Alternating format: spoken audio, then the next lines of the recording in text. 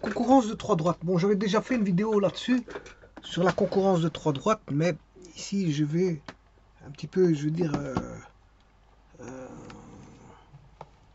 voir un peu plus, je veux dire, ce que j'en ai dit sur la vidéo. Je mettrai en lien avec cette vidéo-ci, concurrence de trois droites dans le plan. J'avais pas utilisé GeoGebra à l'époque. Bon, maintenant, je vais utiliser un petit peu GeoGebra pour voir les choses.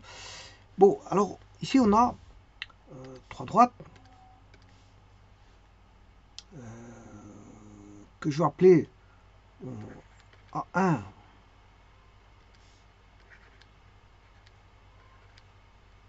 A1x plus B1y plus C1 égale 0,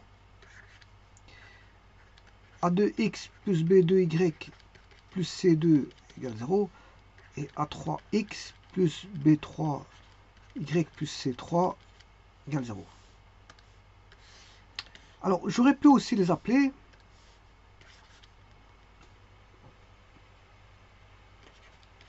A1, A2, A3, Y,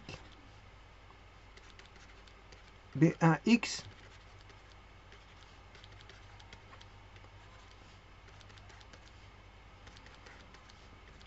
bon, le terme indépendant il est le même pour les deux.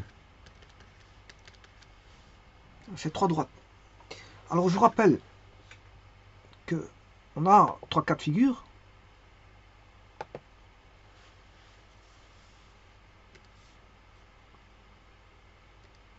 Donc déjà pour deux droites. Comment peuvent être deux droites? Je parle de deux droites. Si je prends deux droites, A1x plus B1 y plus C1 égale 0, A2x plus B2y plus C2 égale 0. Bon. On peut avoir deux droites séquentes, deux droites parallèles distinctes ou deux droites parallèles confondues. Alors confondu, c'est l'indéterminé. C'est-à-dire qu'on aura 0x plus 0y égale 0. Ça, c'est tous les points du plan. Pour avoir celui-ci, donc pour avoir ce cas-là, il faut qu'on ait A1 sur A2 égale B1 sur B2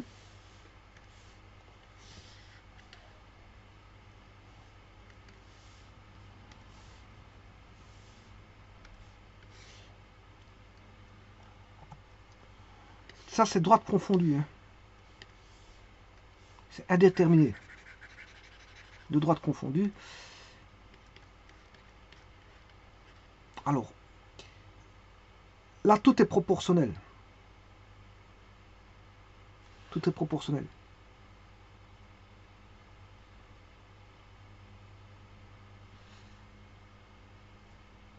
Donc c'est les mêmes droites. Hein. C'est ce que ça veut dire. On a les mêmes droites. Alors on peut avoir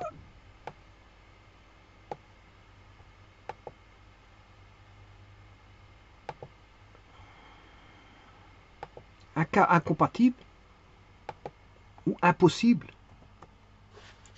Incompatible ou impossible. Deux droites parallèles.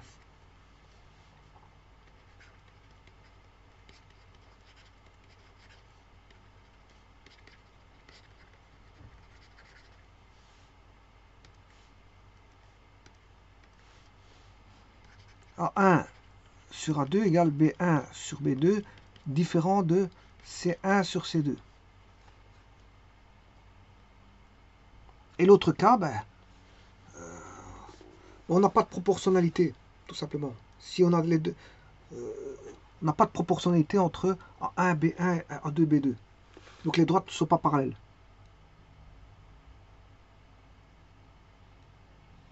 Voilà. Maintenant, je peux voir quelques cas de figure. Je mets 2x plus 4y égale 6. 4x plus 8y égale 12. Vous voyez que ça, c'est la même droite. Elle est proportionnelle. C'est deux équations proportionnelles, donc c'est la même droite. Maintenant, si je prends 2x plus 4y égale 15, Vous voyez qu'il n'y a plus de proportionnalité, donc c'est des parallèles distincts. Alors, maintenant, si je prends notre équation, on n'a pas de proportionnalité, 2x plus 5y égale 6, il y a un point de concours.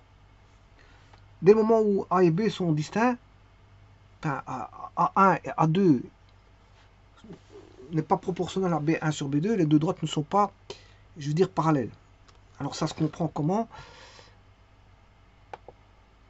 Le parallélisme se comprend de la façon suivante.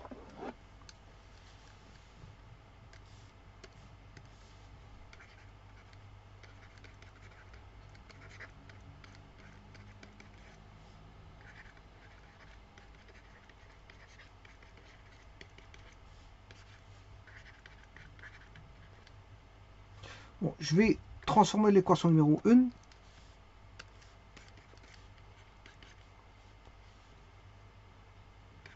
B1y égale moins A1x moins C1. B2y égale moins A2x moins C2. Si je divise par B1, de part et d'autre, j'ai le y. Voilà.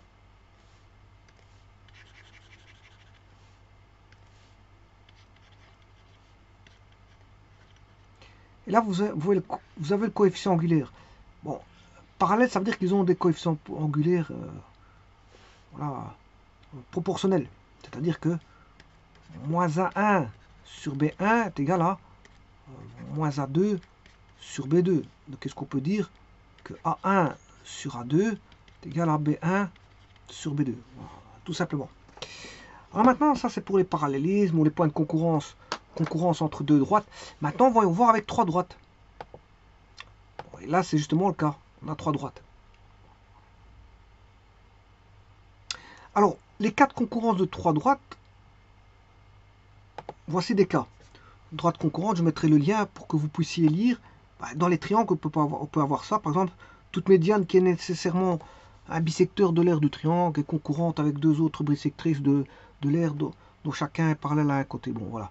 Toute droite traverse un triangle qui divise à la fois l'aire du triangle et son périmètre en deux passe par le centre du cercle inscrit au haut du triangle, et chaque triangle a une, deux ou trois droites. Ainsi, il y en a trois, elles se croisent au centre. Vous voyez, ça c'est un cas de figure. Le point de Tari d'un triangle est le point de concours des droites passant par les sommets du triangle perpendiculaires aux côtés correspondant au premier triangle de brocard du triangle de référence.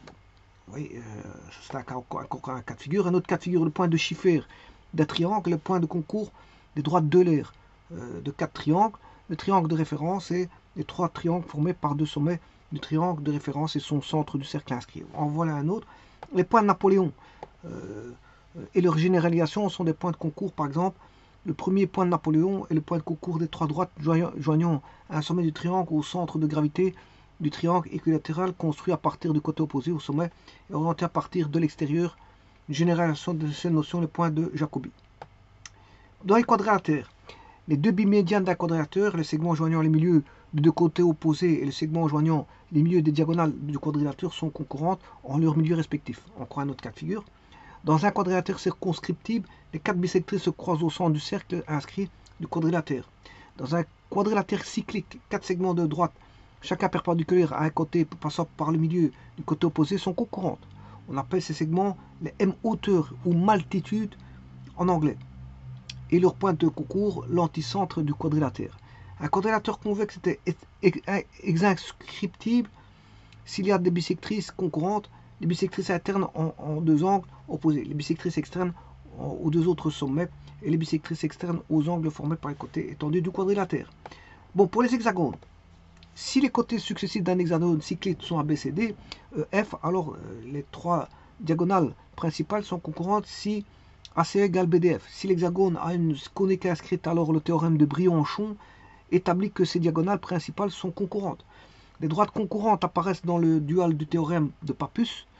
Pour chaque côté d'un hexagone cyclique en étant les côtés adjacents jusqu'à ce que leur intersection, ce qui forme un triangle extérieur à l'hexagone, alors les segments reliant les centres des cercles circonscrits à leur tel triangle, à deux tels triangles opposés sont concurrentes. Pour les polygones réguliers, si un polygone régulier a un nombre impair de côtés, ses diagonales sont concurrentes en son centre. Pour les cercles, les médiatrices de toutes les cordes d'un cercle sont concurrentes au centre d'un cercle. Les droites perpendiculaires aux tangentes du cercle au point de tangente se croisent toutes au centre du cercle. Toutes les droites coupant l'air en deux parts égales sont les diamètres du cercle et elles se croisent toutes au centre du cercle. Pour les ellipses, toutes les droites coupant l'air en deux parts égales où le périmètre en deux parts égales se croisent toutes au centre de l'ellipse. Donc vous voyez que les points de concurrence, c'est pas ce qui manque. C'est pas ce qui manque, les points de concurrence. Bon, ça, ce sont des droites concurrentes. Parfois, on a deux droites concurrentes. Parfois, on a trois droites concurrentes. Ou parfois, on a plusieurs droites concurrentes. Bon, ici, justement, je vais voir le cas de trois droites concurrentes. Alors, comment établir la chose? Bon, on va partir de deux droites concurrentes. Alors, j'avais déjà établi la relation pour deux droites concurrentes. Je prends les deux premières droites concurrentes, qui est A1x plus B1y plus C1 égale 0, A2x plus B2y plus C2 égale 0. Alors pour ça, vous devez étudier le système voilà, de Cramer. Hein. Voilà, vous avez ceci, hop, hop, hop, hop, hop, hop, voilà, comme ceci. Voilà. Et en dessous, on a toujours la même chose, c'est la matrice des coefficients. C'est-à-dire que vous allez avoir A1, A2, B1, B2. Voilà. Idem ici, A1, A2, B1, B2. Alors vous, ici, vous mettez le X, Y. Ce qui est en X ici, comment on cherche le X? En X, vous devez mettre les termes indépendants. Et là, vous devez mettre, bien sûr, les coefficients en Y qui sont B1, B2. Idem pour l'autre côté, ce sera X, Y. Vous cherchez le Y, donc vous mettez les termes indépendants, C1, C2. Et là, vous mettrez pour le X, le coefficient en X, c'est-à-dire A1, A2. Voilà. Donc vous voyez qu'on aura C1B2 moins C2B1.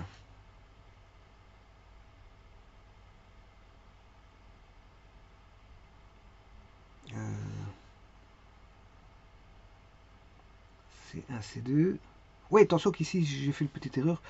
Normalement, ça je dois transformer pour avoir sa russe en moins C1, moins C2.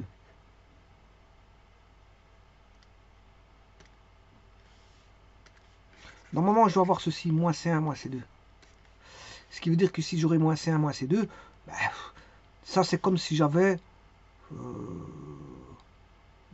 c'est comme si j'inversais en fait. Voilà. C'est comme si je mettais le moins ici. Voilà. Et je réinverse celui-ci. Et donc je vais avoir moins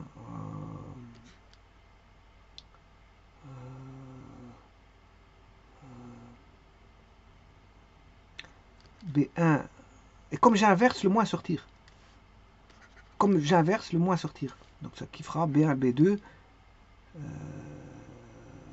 C'est X.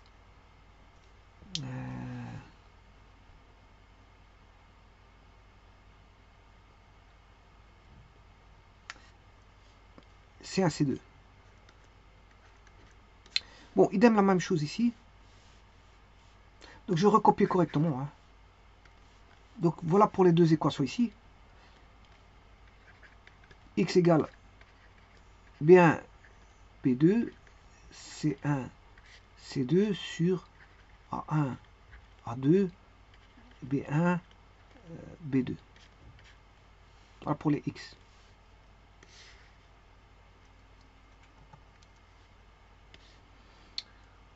Alors pour le Y,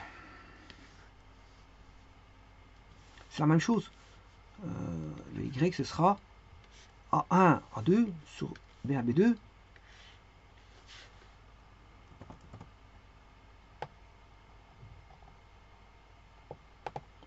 Et au-dessus, comme on avait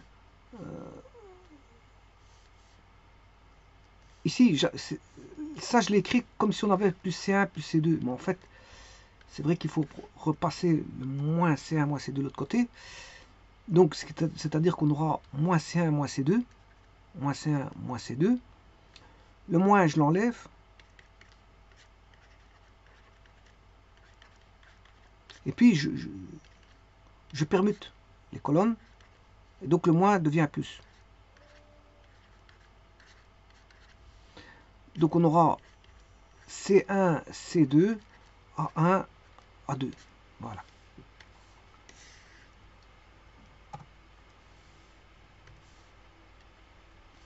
Ça veut dire que le Y, les XY sont donnés par... Bon, je vais le réécrire comme ceci, hein, comme il était.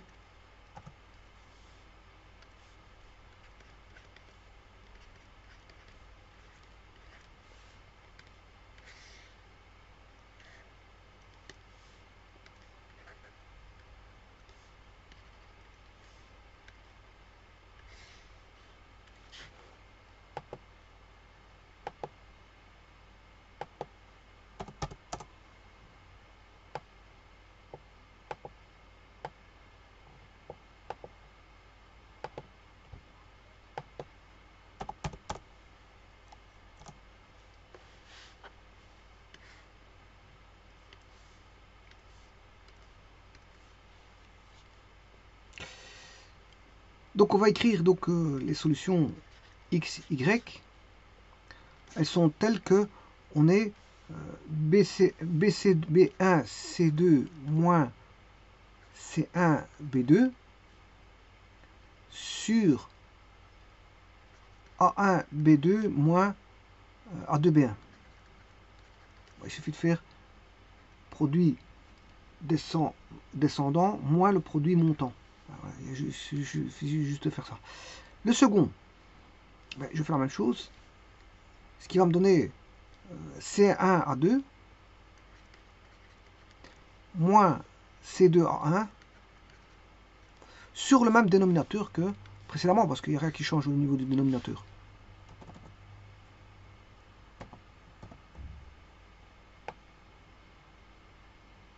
Voilà. Et donc ça c'est le point de concours des deux droites là. Des deux droites. Et donc qu'est-ce que je vais faire avec ça? Donc les xy sont tels que on est ceci. Eh bien, sachant que j'ai une troisième équation, je vais remplacer dans la troisième équation. Donc la troisième équation, je vous rappelle que c'est A3x plus B3y plus C3. Elle doit vérifier cette troisième équation là. Les deux points doivent vérifier les deux points de concours. Donc on a déjà deux points de concours des deux droites. Voilà, j'ai un point de concours ici. Et ce point de concours là doit vérifier l'équation de la troisième droite pour qu'il y ait une concurrence. Donc c'est-à-dire qu'on a 3x plus B3 y qui est la troisième droite, plus C3 égale 0, sachant qu'on connaît A et B, puisque A et B je viens de les calculer ici.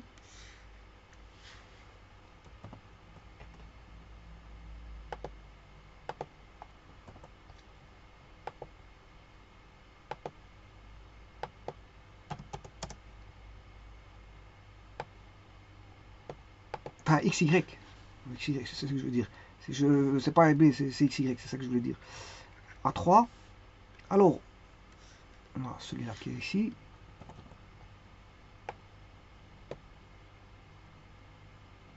Plus B3Y.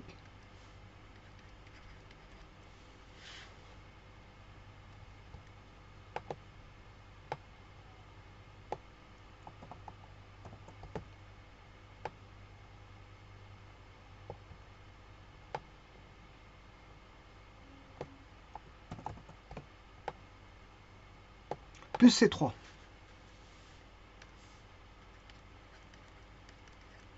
Alors, je vais créer une matrice avec ceci.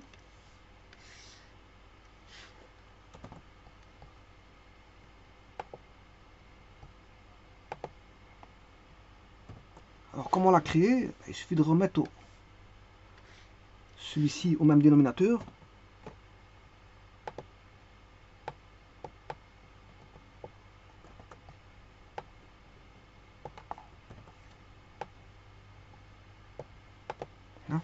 Alors, je peux supprimer. On a des dénominateurs communs. Ceci, celui-là, celui-là.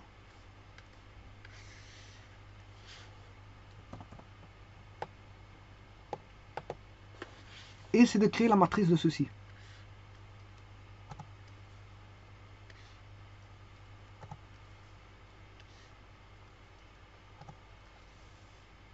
Alors, ceci n'est rien d'autre que la matrice de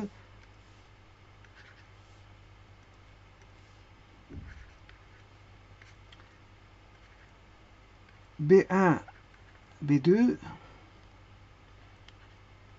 C1, C2, plus B3, C1, C2, A1, A2, plus C3,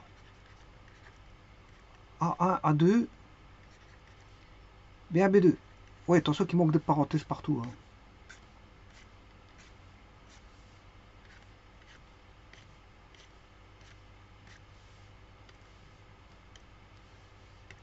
Bon, ici, il est sur fraction, donc c'est comme si on avait des parenthèses. Donc, c'est pas un problème, ça. Et voilà. Et donc, là, maintenant, je vais essayer de créer cette matrice-ci de telle manière qu'elle s'annule.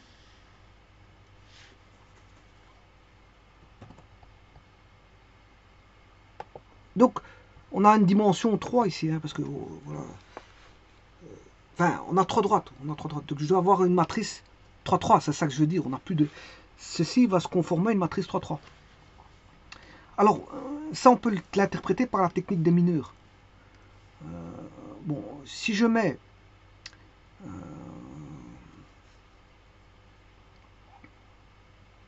bon, il faut que je crée déjà ma matrice. Alors, B1, je vais commencer par A1, B2. A1, celui-ci, je peux le mettre là. A1, B1,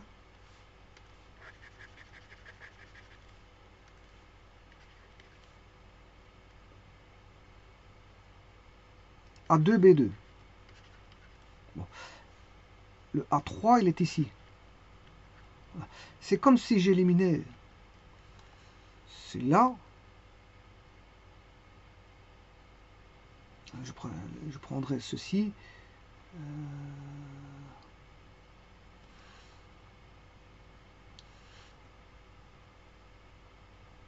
À mon avis, il y a une petite erreur quelque part parce que c'est pas possible.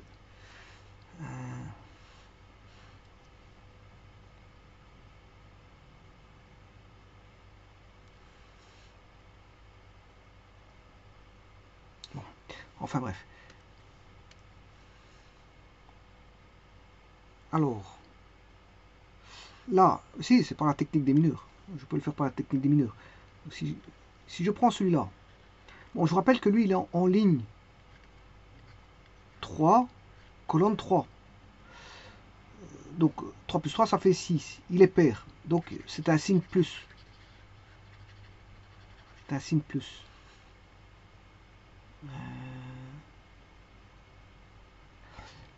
C'est un signe plus. Et là, je vais calculer ce déterminant-là. Voilà. Ça, c'est la méthode des mineurs cofacteurs pour celui-là. Voilà. Alors, maintenant, je vais faire l'autre. B3. B3, c'est comme si on enlevait celui-ci. Je reprends une nouvelle matrice. Alors, celui-là, ça correspond à... Donc, le B3, il n'est pas là.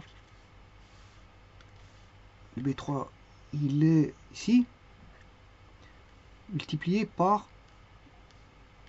A1, A2, C1, C2. Voilà. Donc on élimine ça et on calcule le déterminant de A1. Voilà, on calcule ce déterminant-là. Simplement, ici le B3 se trouve en ligne 3. ligne 3. Oui, attention qu'ici c'était ligne 3 et colonne 1. Ce qui fait 4. 4 c'est pair. C'est 4 c'est pair. Parce qu'ici c'est la ligne 1. Colonne 1. Colonne 1. Ici c'est la ligne 3. Maintenant ici c'est la ligne 3, colonne 2. Ce qui fait 5. 3 plus 2 ça fait 5. 5 c'est un pair, donc il faut mettre un moins. Donc on aura moins B3, A1, A2, C1, C2. Mais le moins là, c'est comme si on écrivait, voilà, il va se retirer si j'écris ceci. J'inverse deux colonnes. Et effectivement, c'est ce que j'ai ici. Voilà.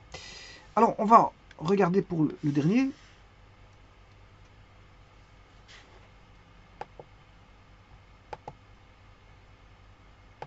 C'est un principe de relèvement. Voilà, c'est un relèvement matriciel. Hein, un relèvement d'ordre. Relèvement d'ordre de déterminant d'une matrice. Alors maintenant, on va placer le C3. Alors toujours en mettant le C3, il est en dernier ici. Il est en troisième ligne, colonne 3. 3 plus 3, ça fait 6. Il reste plus. Alors, je vais faire C3 multiplié par, alors on a A1, A2, B1, B2. Voilà. Et donc là, effectivement, on a ça. On a A1, et donc on a bien ça. Plus. Voilà. Donc ça, c'est juste. Donc, maintenant, si je devais compléter, ben là, j'avais bien B1, B2. Le B3, il est ici.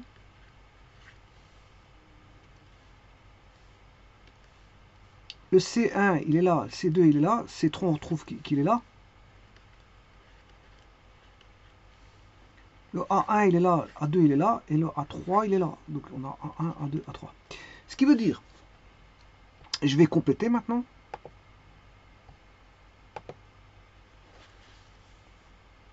On a A1, A2, A3, B1, B2, B3, C1, C2, C3 égale 0. Donc, le point de concurrence de A1x plus B1y plus C1, A2x plus B2y plus C2, A3x plus B3y plus C3 égale 0. Il faut qu'on ait la condition ici.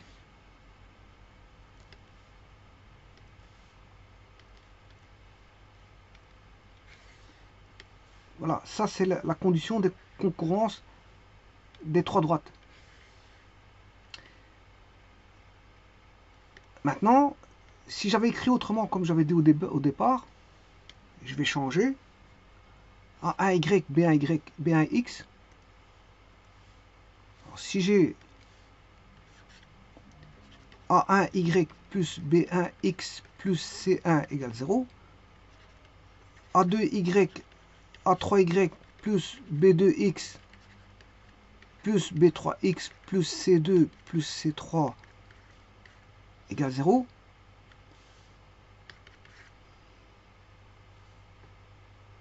Eh bien, la condition ne change pas.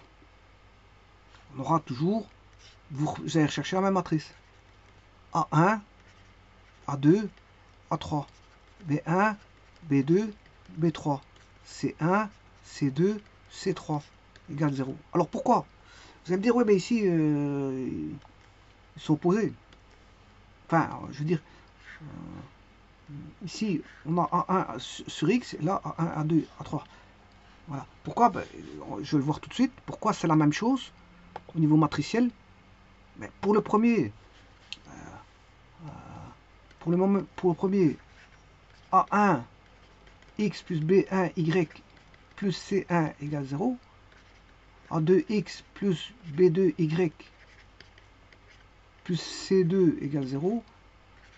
A3X plus B3Y plus C3 égale 0. Voilà les trois droites. Eh bien, si j'écris ça, ce sera A1, A2, A3, B1, B2, B3, C1, C2, C3 égale 0.